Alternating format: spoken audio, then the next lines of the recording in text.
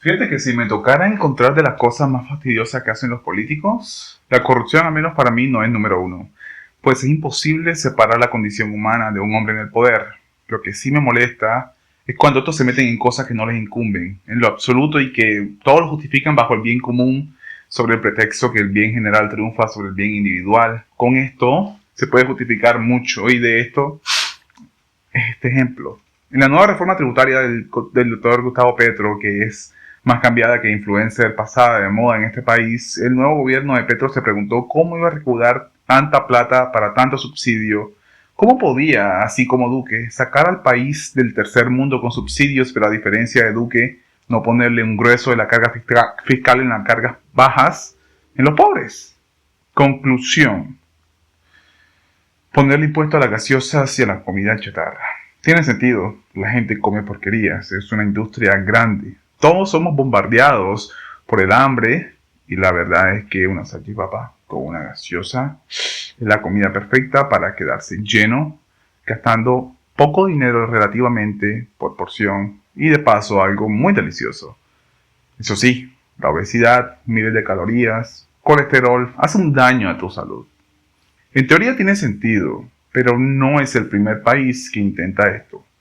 Todas estas ideas que suelen ser tan novedosas, ya sean de izquierda o ya sean de derecha, así como en la filosofía, ahora en la política no existe alguna de estas ideas que no se haya pensado, o en este caso implementado en otros países. En Facebook y en el resto de redes sociales, muchos de los comentarios que tú puedes ver es obviamente la cúpula de conocimiento reflejado en estas personas, y las discusiones por parte de las bandas políticas que argumentan en contra y a favor de estas ideas existen. Sin embargo, hay un argumento del otro lado, del lado de Petro, que uno no encuentra mucho contraargumento, y es: varios países del primer mundo ya tienen estos impuestos. Conclusión: si Dinamarca, Bélgica, Estados Unidos, entre otros, ya pusieron este impuesto, ¿por qué tú, siendo un país tercermundista, osas pensar diferente a ellos? Conclusión: cállate. Si tan solo hubiese una persona que se hubiese puesto a averiguar todas estas ideas realizadas en leyes y políticas para ver si realmente hubiesen funcionado. Lo que hay que preguntarse es, primero, ¿funcionaron? ¿Bajó la obesidad?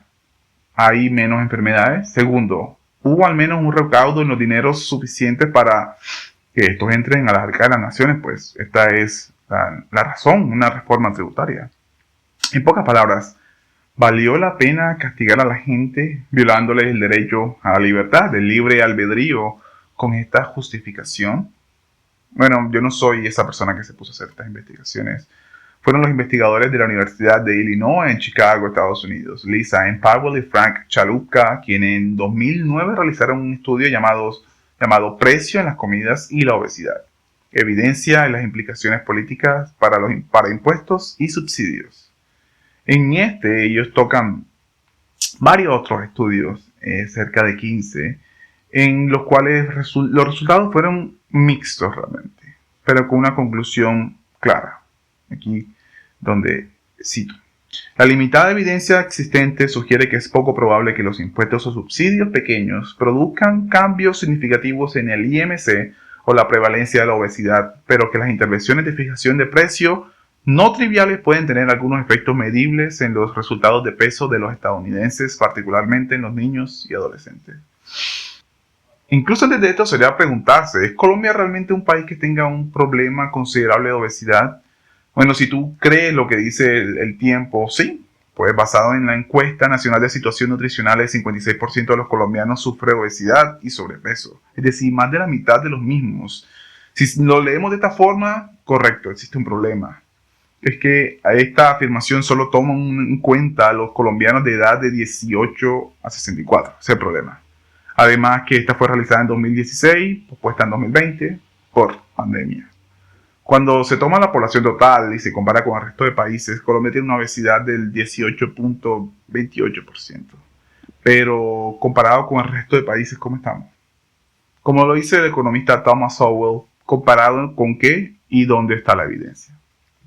Bueno, según el Observatorio Mundial de Obesidad, que me imagino tuvo tiempo para actualizar las cifras de una encuesta hace 6 años. Bueno, nuestro querido obeso país se encuentra en el puesto 100 de 200 naciones.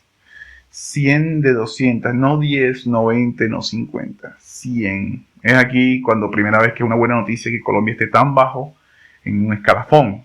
Normalmente este es el puntaje que estamos en las pruebas PISA. Algo bueno, ¿no? Creo que empezamos al menos con el pie izquierdo. Sí, el médico, ahora presidente Gustavo Petro, pues está diagnosticando el problema por donde no es. Antes que digan que mejor me baso en las estadísticas de los adultos, pues no, significaría, según esta, que en comparación seríamos un país más obeso que Estados Unidos. Pues la CDC dice que en ese país de 41.9% la obesidad. Es decir, seríamos más obesos que los mismos americanos. Al menos le ganamos en algo. Pero no le pongamos tanto color todavía. La política del amor funciona de manera muy misteriosa, así que analicemos de forma más profunda. A ver si quizá el nuevo presidente está trabajando como los cubanos de forma preventiva y quiere evitar que en un futuro Colombia se convierta en un país de gordos. Quizá. Entonces el resto de políticas, pues puesta por los europeos, ¿funcionaron al menos para mejorarle la salud a la gente? Esto es lo que hay que preguntarse. Bueno, como se mostró en un comienzo, no. Pero miremos más allá. Estos tienen otras conclusiones. Los estudios revisados mostraron que cuando es estadísticamente significativo, ciertas relaciones fueron encontradas entre precios de comida, así mismo como de restaurantes, y el peso final de las personas. Es decir, la gente no bajó de peso al menos que el impuesto fuese muy alto. Pero continuó. Los efectos fueron en general pequeños en magnitud, a pesar que en algunos casos fueron mayormente impactando a poblaciones con bajo nivel socioeconómico. Con esto, Petro logrará que los pobres, sin mejorar su salud, paguen por un grueso de la reforma tributaria. Recordemos que este estudio toma más de 15 otros estudios que tuvieron revisión paritaria. Y con todo y eso, el cambio fue muy poco, casi nada.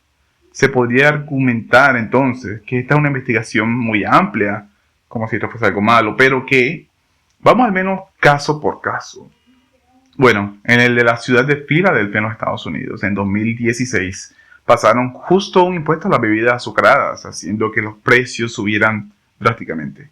La medida fue bastante impopular, tanto que hasta el líder de la izquierda americana, quien Petro admira mucho, Bernie Sanders, estuvo en contra de este mismo. You don't have to fund childcare on the backs of the poorest people in this city. That's a regressive way to raise funds. La razón por la cual Bernie Sanders estaba en contra, por la sencilla razón que será un impuesto que iba a pagar la gente más pobre. Y él tenía toda razón. Aparte, posteriormente, si bien el consumo de bebidas azucaradas en esa ciudad bajó, simplemente la gente se iba para otras ciudades para ahorrar el bolsillo. No es que la gente hubiese mejorado su consumo, solamente compraron en otra ciudad. They cross the street because Bruno's is located right on the outer edge of Philly. If I gotta get a soda or a juice, I go right across the street. Y toda esa gente que no consumió Coca-Cola, una parte lo reemplazó con alcohol. Wow, miren estas ideas. Ok, pero eso solamente fue una ciudad, ¿verdad? ¿Cómo sería con un país? Les presento a Dinamarca. Pusieron el impuesto en contra de las comidas con alto contenido en grasa. ¿Y cuáles fueron los resultados? When Denmark tax fatty food. Denmark has decided to implement what they're calling a fat tax. Basically, you go to the supermarket, you buy a food that has above a certain level of fat, they charge you extra. All right, do we feel good about this, Doc? Absolutely. But Cito, los efectos económicos del impuesto sobre la grasa en Dinamarca fueron uniformemente negativos. Al menos el 10% de los ingresos fiscales grasos fueron tragados en costos administrativos y se estimó que costó cerca de 1.300 puestos de trabajo daneses. Wow, de hecho, el mismo estudio dice que el 80% de los daneses no cambiaron su dieta, al mismo tiempo que este fue tan impopular que terminó siendo tumbado en 15 meses después de haberse sido aprobado. Ok, entonces tenemos una conclusión. No funciona. Y es impopular. Pero al menos sí genera dineros. Ingresos para la nación. Se perdieron miles de trabajos en Dinamarca, un país rico, pero ¿cómo creemos que este impacto sería en Colombia? Aparentemente el único que le beneficia esto es a los políticos, pues sí logran recaudar el dinero. Hay un punto extra, sin embargo. En los países estudiados, los que mencioné anteriormente, las medidas eran tímidas y eran agresivas. Estas eran dirigidas a ciertos productos, es decir, si era a las gaseosas, no era a lo otro. No sabemos, sin embargo, muchos de los efectos que esto podrían lograr en un país de tercer mundo, que se está recuperando después de una pandemia. Todos estos eran países ricos. Un país que al mismo tiempo quiere imponer impuestos no solamente en las bebidas, sino en las comidas con alto índice de azúcar, grasa, comidas chatarras y embutidos. Es aquí donde se acaba la risa y nos encontramos con que estamos en un territorio no explorado. Fácilmente esto podría terminar muy mal. ¿Qué tan mal? Pues no lo sabemos.